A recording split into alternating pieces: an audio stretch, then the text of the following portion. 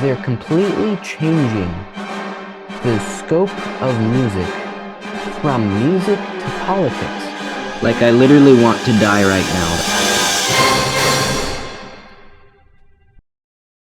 Hello, everyone, and welcome back to John Paul Piano. It's been quite a bit since I recorded anything, so I thought, well, might as well wear my music shirt and my music, my classical music watch, which it makes me look like a classical music nerd, which is quite appropriate for me.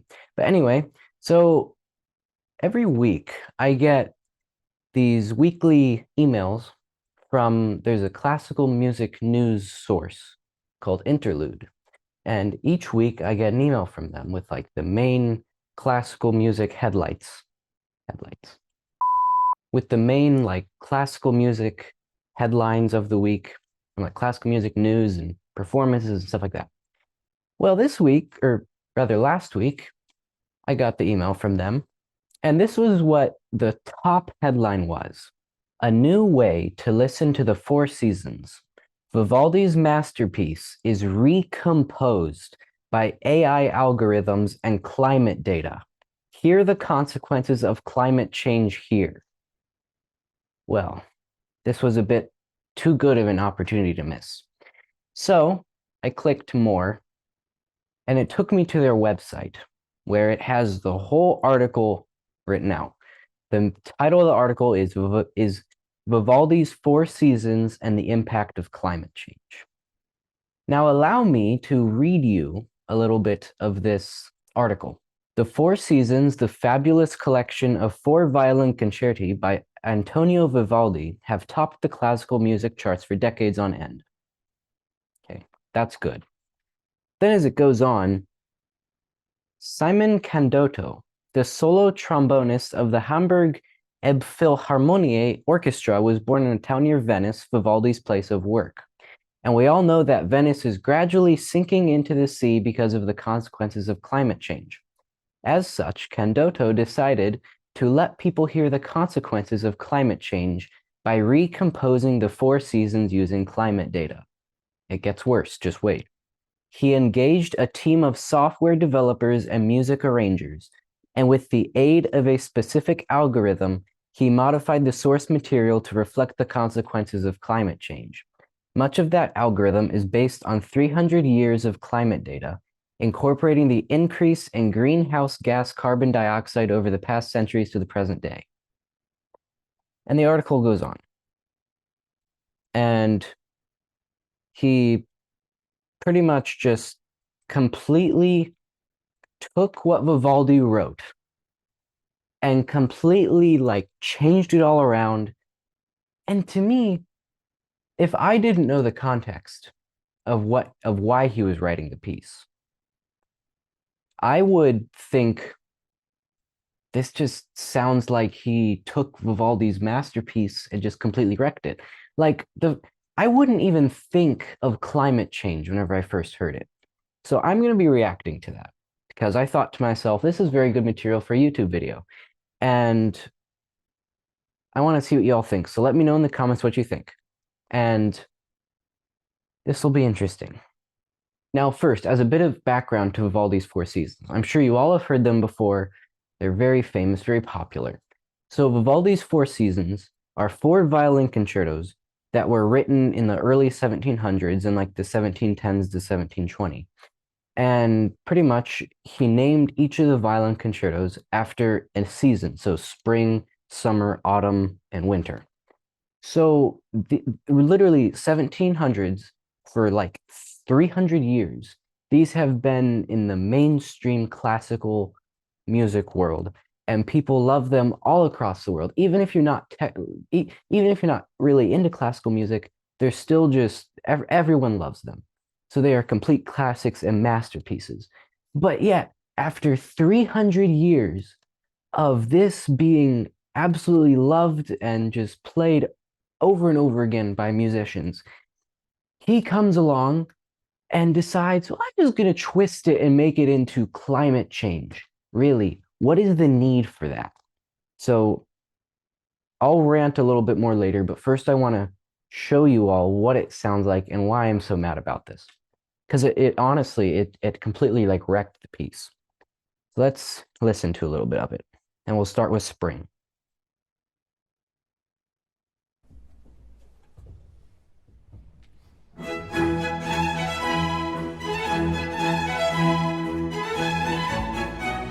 It starts the same.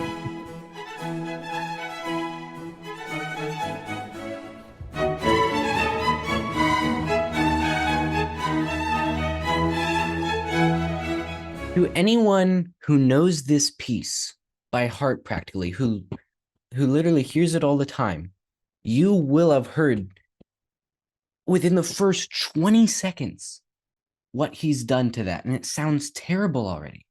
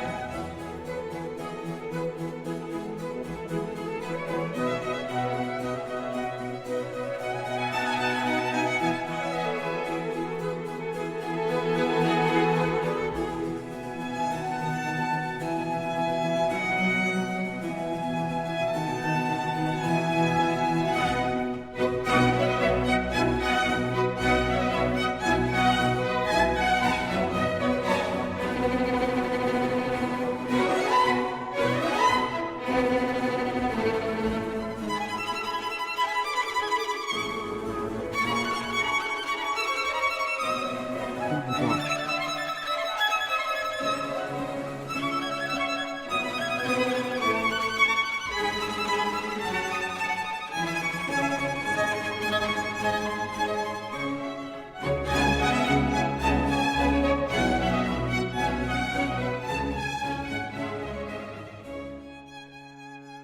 He's literally wrecking the piece. Did you hear what that sounded like? That sounded horrendous. Because pretty much he says, oh, with climate change, I tried to make it sound like, everything's gradually decaying. Yeah, you definitely did that. And it sounds absolutely horrendous. This does not do anything. If you had just written a entirely different composition about climate change, okay, I wouldn't have really cared. I would have just let you be. I wouldn't have said anything. I wouldn't have done a YouTube video on it. But seeing as you had to take Vivaldi's masterpieces, taken them and completely twisted them, that is why I am so angry. Because you made it sound completely terrible. What people have loved for years, like centuries, have taken that and twisted that, and you've made it sound like trash. Okay, so that's the beginning of spring. We don't have time to listen to the whole thing. So let's move on to summer. In particularly, I'm interested. I have listened to bits and pieces, but I have not listened to the full thing yet. Um, so and I haven't listened to the third movement of summer, which is what I'm really interested in to see what he does with that.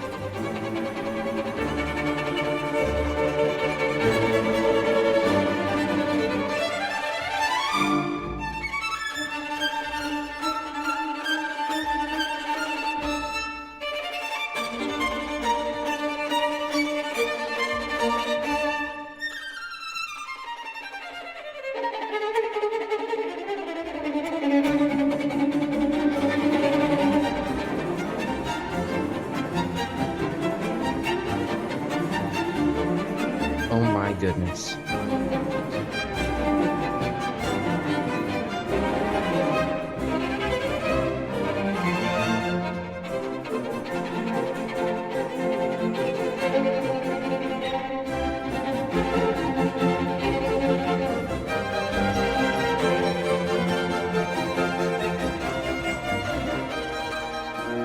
That literally sounds terrible.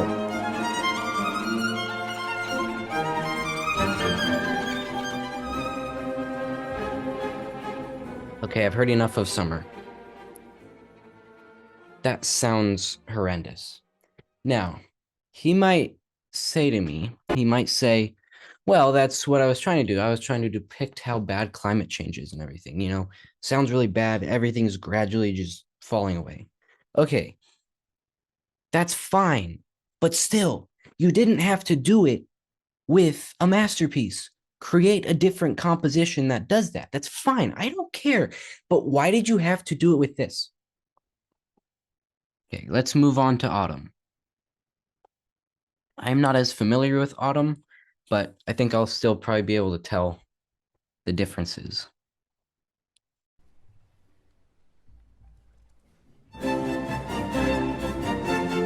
Oh my goodness. He started like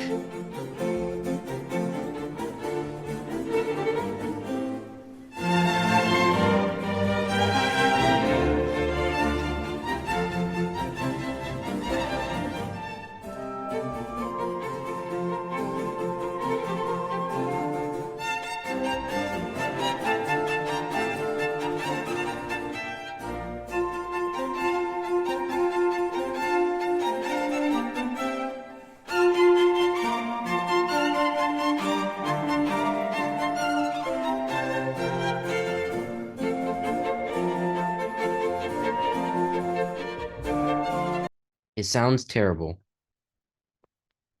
And yeah, it's like he does it very subtly where it's like the melody might be the same, but the harmonies he puts to it are just a little bit off just to make it extremely unsatisfying and just where you're like, it makes you like squirm because you're like, what it should sound like, but it doesn't sound like that. Let's move on to the second movement.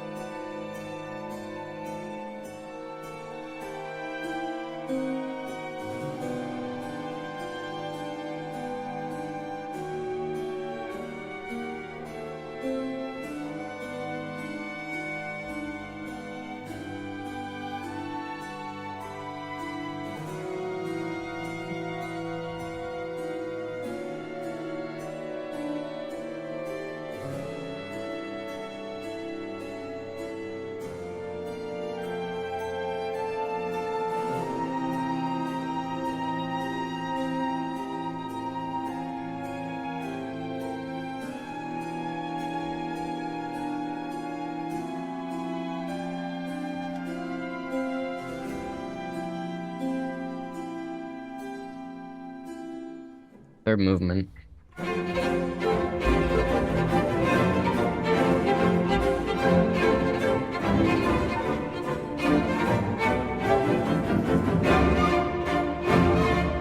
Oh my goodness.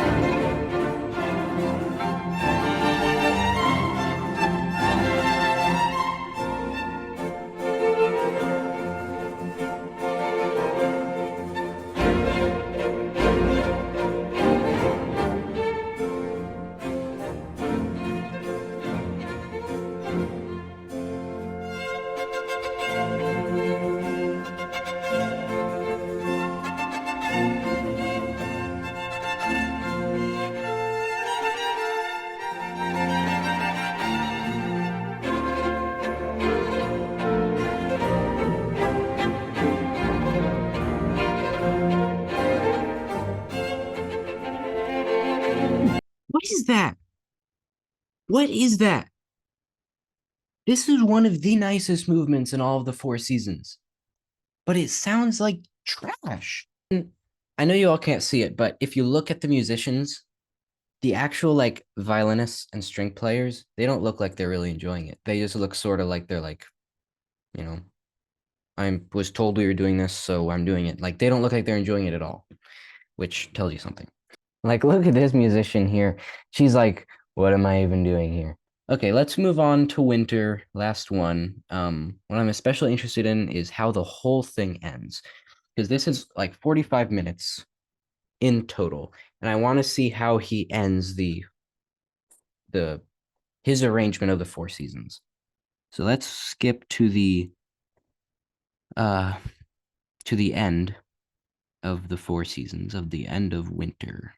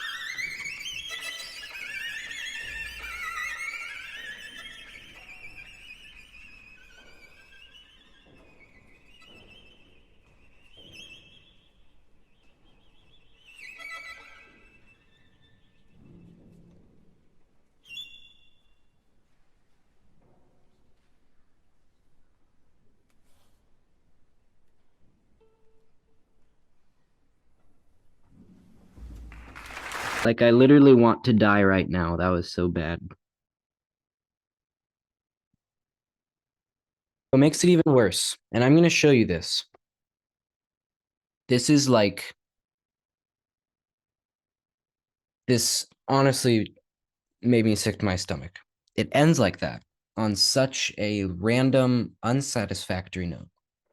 But what made it even worse, which I will show you all a picture, is that as those last couple of those notes were fading away, they had a group of men behind the orchestra come out carrying banners. And I'm going to show you what those said. We've heard all about climate change. Now it's time to listen. Hashtag listen up. This is honestly like the epitome of modern musicians, modern classical music. The ending of that sounded completely just like a contemporary modern work. And like literally as I was listening to it, and especially once I saw them bringing that banner out, I just felt it. Like I was just getting sick to my stomach just because here's the whole issue. Put aside the whole fact that he wrecked a classical masterpiece. Put aside the fact that he took it into his own hands to twist around with all these four seasons to make it sound like climate change. Like, who do you think you are that you can take something that has been loved by people for hundreds of years and say, oh, we'll just twist it a little bit, but put aside all that. Okay, that's bad enough. But now you're bringing in politics to classical music, which is an issue that has been going on for the past couple of years. I mean, it's been going on for a while, but especially for the past couple of years. They've been bringing politics into classical music, bringing like, okay, Beethoven wrote his Eroica symphony, and there's certain symphonies and stuff that have been wrote like in that have taken inspiration from certain things happening. But the issue is now what they're doing is they're completely changing the scope of music from music to politics because music in and of itself, your music is supposed to be played for music in and of itself and for people's enjoyment and stuff like that. But now what they're doing is they're saying, let's make it into propaganda and let's write music solely for the reason of propaganda and try and tell people something. That is where the issue is. Because me, as a classical pianist and aspiring conductor and composer, I just find that ridiculous because I feel like me, I love music for the sake of music. I don't like music because it can be used as propaganda, which is what I feel like it's turning into nowadays, or being used for money and things like that. Leave politics out of music. We don't need it. Music is supposed to be an enjoyable pastime, as it were, a time where you can sort of get away from every, from all your worries and, your busy schedule and stuff and just sit and just relax and enjoy music. But now you go from one thing, say you go from your busy work schedule, your stress and everything, then you go to music, and now the music can make you stressed because it's talking about all this political stuff and trying to make you believe a certain way, think a certain way. That's the issue. Because, and this isn't the only instance where politics have been coming into classical music. I can give you another example. There's another classical music news channel, if you want to call it that I follow, the Violin channel. And back in August, they posted this article. Soprano Anna Netrebko sues the Metropolitan Opera. The Russian-Austrian singer has accused the Met and its general manager, Peter Gelb, of discrimination, defamation, and breach of contract. Okay, here's the context. Soprano Anna Netrebko, age 51, has sued the Metropolitan Opera for at least $360,000 over alleged discrimination, defamation, and contract breaches. Now, here's the thing. Despite publicly opposing the Russia-Ukraine war, Netrebko was barred from performing at the Met in March 2022, as she could not give a clear withdrawal of support for Russian President Putin, whom she had endorsed in the years before the invasion. Look, she said she publicly opposed the Russia-Ukraine war. She publicly opposed it. She probably came out with a statement or whatever saying, this is not good. I'm against it, whatever.